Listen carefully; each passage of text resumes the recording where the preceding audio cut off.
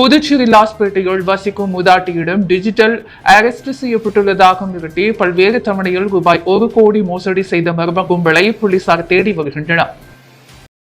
புதுச்சேரி லாசிப்பேட்டை சேர்ந்த மூதாட்டியிடம் சைபர் மோசடி கும்பலை சேர்ந்தவர்கள் வாட்ஸ்அப் மூலம் வீடியோ காலில் தொடர்பு கொண்டனர். அப்போது அந்த நபர் தான் சிபிஐ அதிகாரி என்றும் மும்பையில் இருந்து பேசுவதாகவும் பண மோசடியில் ஈடுபட்டுள்ள உங்களை டிஜிட்டல் அரெஸ்ட் செய்துள்ளோம் என்றும் கூறினர். மேலும் இந்த வழக்கில் இருந்து விடுபட பணம் கொடுக்குமாறு கூறி மிரட்டியுள்ளனர். இதையடுத்து அந்த மூதாட்டி பல்வேறு தவணைகளில் ரூபாய் 1 கோடி வரை அனுப்பியுள்ளார். இதனால் ஏற்பட்ட மன உளைச்சலில் அந்த மூதாட்டி வீட்டை விட்டு வெளியே செல்லாமல் இருந்தார். இதனால் சந்தேகமடைந்த அவரது உறவினர்கள் மூதாட்டியிடம் வீட்டிற்கு சென்று விசாரித்தனர். அப்போது டிஜிட்டல் அரெஸ்ட் குறித்து கூறியுள்ளார். அப்போது உறவினர்கள் அது ஒரு மோசடி என்று விளக்கியதை அடுத்து தான் ஏமாற்றப்பட்டதை உணர்ந்தார்.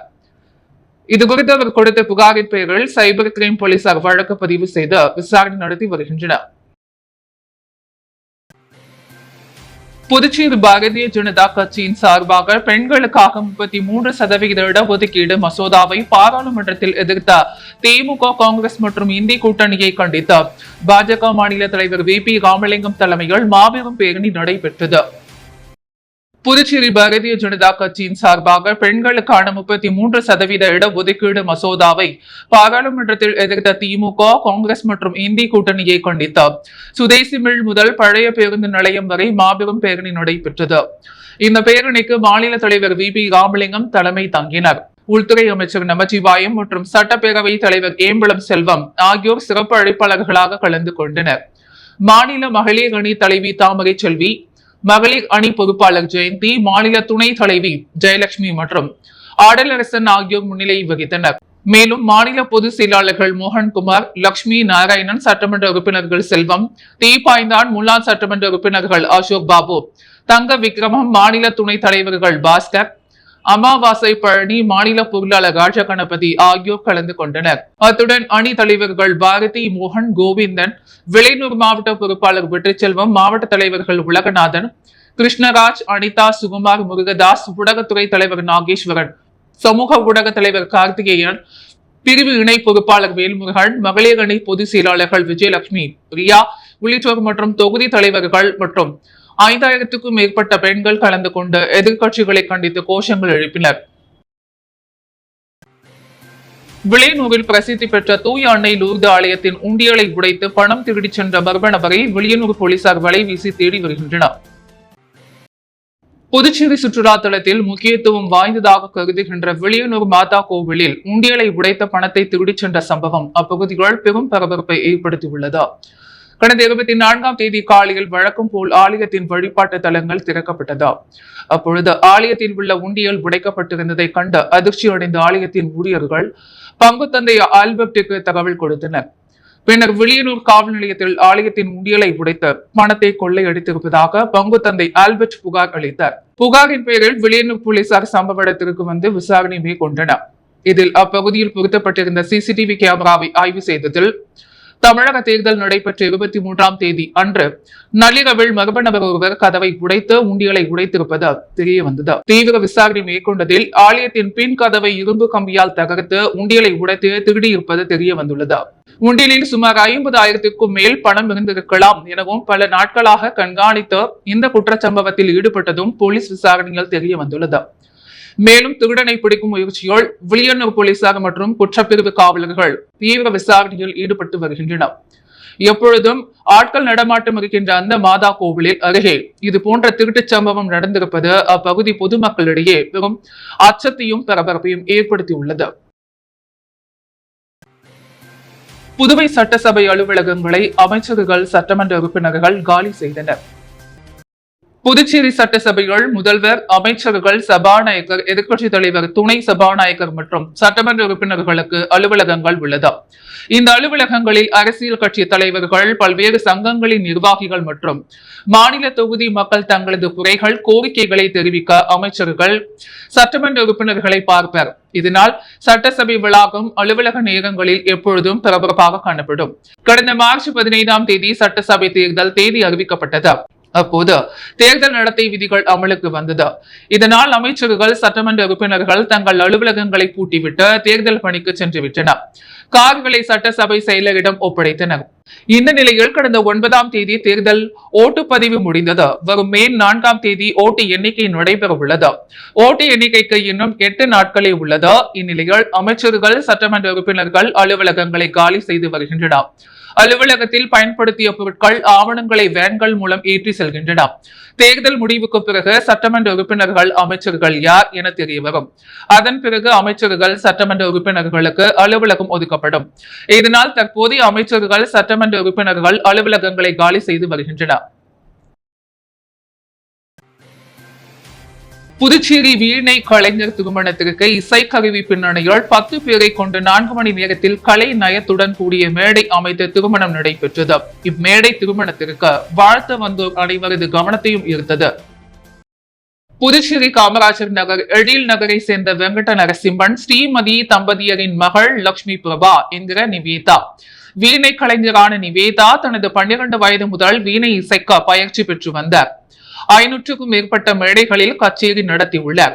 அரியாங்குப்பத்தில் இயங்கும் புதுச்சேரி அரசின் பாரதியார் பல்கலைக்கூடத்தில் இசைத்துறையில் பட்டப்படிப்பு இறுதி ஆண்டு படித்து வருகிறார்.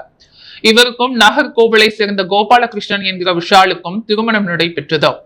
தன்னுடைய திருமண மேடையை இசை கருவிகளை கொண்டு அமைக்க நிவேதிதா விருப்பப்பட்டார். அதற்கேற்ப வீணை, நாதஸ்வரம், வயலின், மிருதங்கம், கடகம், தபேலா, நாதஸ்வரம், ஹார்மோனியம், கித்தார் போன்ற இசை கருவிகளை கொண்டு மேடையை அலங்கரிக்க செய்தார். இயற்கை குறித்த விழிப்புணர்வை ஏற்படுத்தும் நோக்கில் வாழை இலை, வாழை கன்றுகளுக்கு மத்தியில் இசை கருவிகளை வைத்து அலங்கரித்தனர். 10 பேரை கொண்டு 4 மணி நேரத்தில் இந்த வித்தியாசமான மேடை தயாரானது.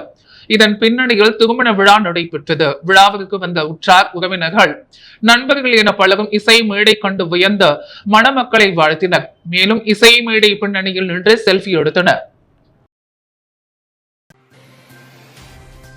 விளையாட்டு சட்டம் ஒழுங்கு மேற்கு காவல் கண்காணிப்பாளர் சுப்பிரமணியன் தலைமையில் காவல்துறையில் பணிபுரியும் காவலர்களின் நலன் மற்றும் குறைகேட்பு கூட்டம் தனியார் மண்டபத்தில் நடைபெற்றது. புதுச்சேரியில் காவல்துறையில் பணிபுரிகின்ற காவலர்களின் நலன் கருதி காவல்துறை தலைமையகம் டிஜிபி உத்தரவின் பெயரில் ஐஜி மற்றும் டிஐஜி வழிகாட்டுதலின்படி காவல் கண்காணிப்பாளர்கள் தலைமையில் காவல்துறையில் பணிபுரிகின்ற காவலர்களின் நலன் மற்றும் குறைகேட்பு, வேலை சூழல், குடும்ப நலன் போன்றவற்றில் கவனம் செலுத்துவது சம்பந்தமாக கூட்டம் நடைபெற்றது. இதேபோன்று வெளியனூர் தனியார் மண்டபத்தில் நடைபெற்ற கூட்டத்தில் மேற்கு சட்ட ஒழுங்கு காவல் கண்காணிப்பாளர் சுப்பிரமணியன் தலைமையில் காவல் நிலைய வட்ட ஆய்வாளர்கள் ராஜகுமார், கலைசெல்வன், கீர்த்திவர்மன் மற்றும் சாந்தி ஆகியோர் முன்னிலையில் நடைபெற்ற கூட்டத்தில் காவலர்கள் எவ்வாறு தங்களின் கடமைகளை செய்ய வேண்டும், காவல்துறை பணி எந்த அளவிற்கு முக்கியத்துவம் வாய்ந்ததோ அதுபோன்று அவர்களின் குடும்பம் நலன் மிகவும் முக்கியத்துவம் வாய்ந்தது, வேலை மற்றும் குடும்பம் ஆகியவற்றை சமநிலையில் எடுத்துக்கொள்ள வேண்டும் போன்ற பல்வேறு அறிவுரைகள் மற்றும் வேலை நேரங்களில் ஏற்படுகின்ற இடர்பாடுகளை எப்படி சமாளிக்க வேண்டும், அதுபோன்று பணி சுமைகள் ஏதேனும் உள்ளதா என உயர் அதிகாரிகள் காவலர்களின் கேள்வி எழுப்பினர். பின்னர் அப்படி ஏதேனும் பணி சுமைகள், இடர்பாடுகள் இருந்தால் கூறி அதனை உடனடியாக சரி செய்வதற்கான முயற்சிகள் மேற்கொள்ளப்படும் என கூறினர்.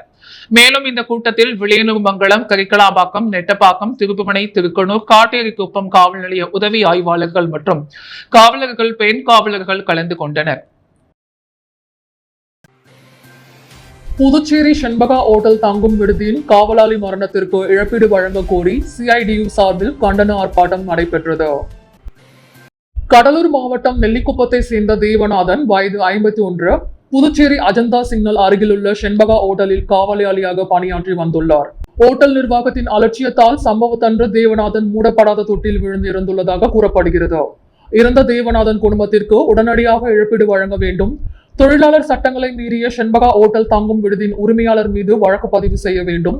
ஹோட்டலில் பணியாற்றும் அனைத்து தொழிலாளர்களுக்கும் இஎஸ்ஐ, பிஎஃப் பிடித்தம் செய்து செலுத்த வேண்டும்.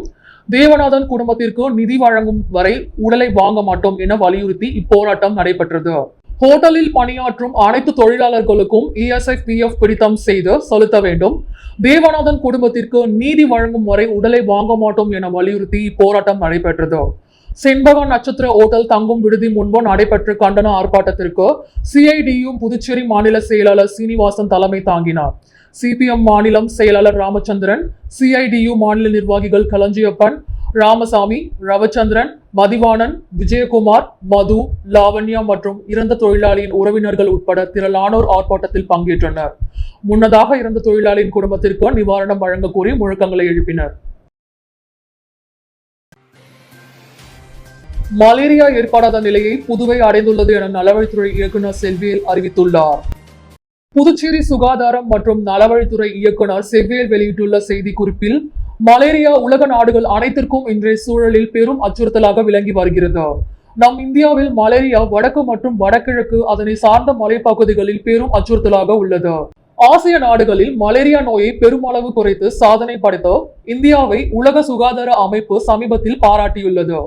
இது நமது புதுச்சேரி மாநிலத்திற்கு பெருமை சேர்க்கும் விதமாக அமைந்துள்ளது. மலேரியா என்பது பிளாஸ்மோடியம் என்னும் ஒட்டுண்ணியால் பரவும் நோயாகும். இந்நோய் பரப்பும் அனாபிளஸ் வகை பெண் கொசுக்கள் நன்னீரிலேயே உற்பத்தியாகின்றன. அதாவது சரியாக மூடப்படாத மேல்நிலை தொட்டிகள், கீழ்நிலை தொட்டிகள் மற்றும் கொசு புகா வண்ணம் வலைகளால் மூடப்படாத கிணறுகளில் உற்பத்தியாகின்றன. மலேரியா நோயானது பெண் அனாபிளஸ் கொசுக்களின் பிளாஸ்மோடியம் ஒட்டுண்ணி இருந்து அது ஒரு மனிதனை கடிக்கும் போது மட்டுமே நோய் ஏற்படும்.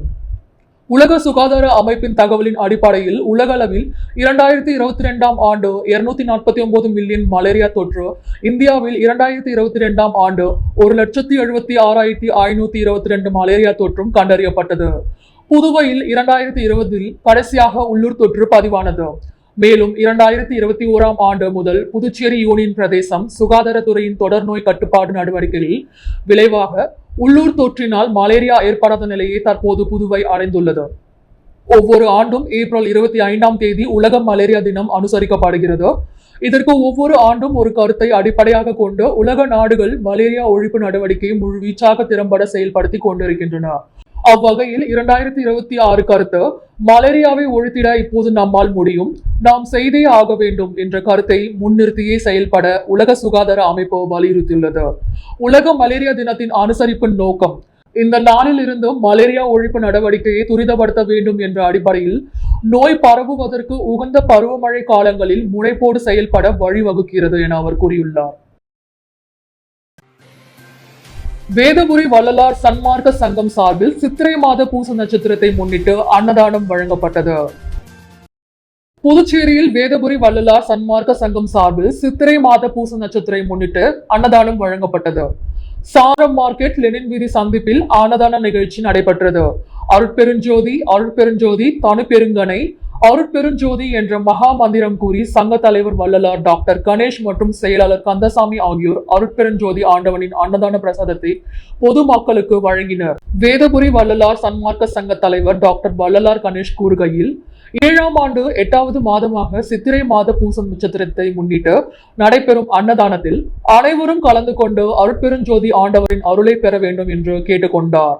இந்த நிகழ்ச்சியில் சங்க பொறுப்பாளர்கள் அன்பழகன் உடையார், தியாகி மகன் புருஷோத்தம்மன், ஆசிரியர் சக்கரவர்த்தி கனகராஜ், கொசப்பாளையம் ராஜேஷ் விஜயராஜ், பாலாஜி செட்டியார், கொசப்பாளையம் ஊர் பெரியவர் முனுசாமி ராஜா ஸ்நாக்ஸ், சேகர் ஐயா, கோவிந்தன் உடையார், செய்தி தொடர்பாளர் மக்கள் மொழி மீடியா சரவணன் மற்றும் பலர் ஆர்வத்துடன் இந்த நிகழ்ச்சியில் கலந்து கொண்டனர். நடைபெற்ற அன்னதானத்திற்கான உபயத்தினை அரியாங்குப்பம் தொகுதி சமூக சேவகர் ரவி பாண்டுரங்கம் குடும்பத்தினர் சார்பில் சிறப்பாக ஏற்பாடு செய்யப்பட்டிருந்தது. அன்றாட செய்திகளை உடனுக்குடன் தெரிந்து கொள்ள பாண்டி ஹெட்லைன்ஸ் சேனலுக்கு சப்ஸ்கிரைப் செய்து கொள்ளுங்கள்.